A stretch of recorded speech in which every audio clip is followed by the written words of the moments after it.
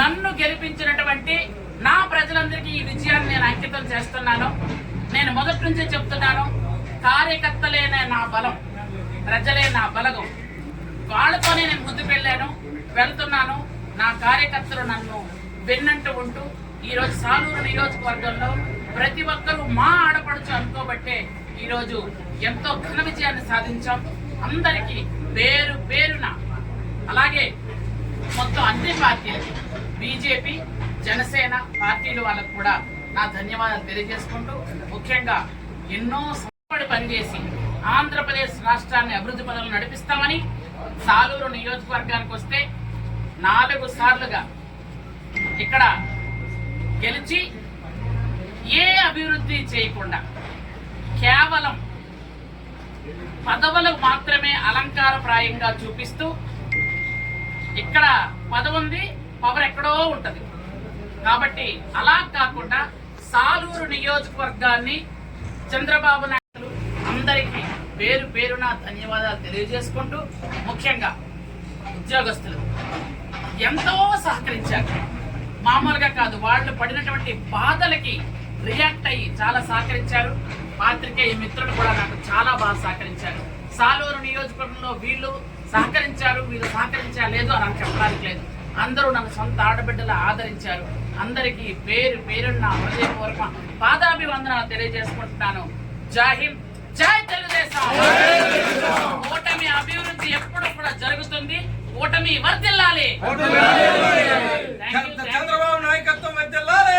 చంద్రబాబు నాయకత్వం వర్ధిల్లాలి. సంజారాణి గారి నాయకత్వం వర్ధిల్లాలి. గారి నాయకత్వం వర్ధిల్లాలి. ఎమ్మెల్యే గారి నాయకత్వం వర్ధిల్లాలి. గారి నాయకత్వం వర్ధిల్లాలి.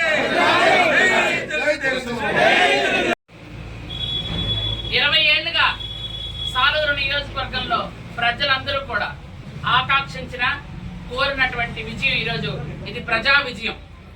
చంద్రబాబు నాయుడు గారు పరిపాలన మీద నమ్మకంతో, విశ్వాసంతో, గత 5 సంవత్సరాలు సైకో పరిపాలన మీద విసుగుతో ఈరోజు ఘన విజయాన్ని అందించారు అందరూ.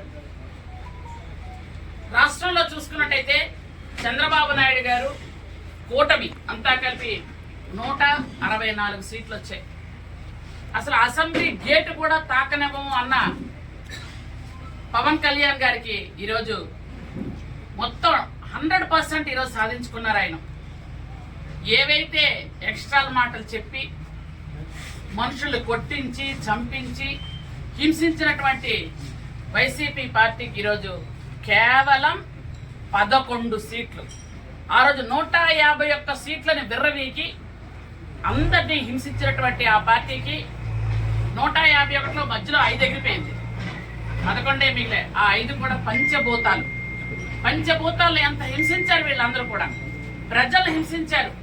కాబట్టి పంచభూతాల ఆగ్రహం కూడా వాళ్ళు చవి చూశారని మనకు తెలుసు. ఎందుకంటే శాండ్, మైనింగ్, వాటరు ఒకటేంటి అన్ని కబ్జాలే, ఎక్కడ ఏది ఉంచలేదు.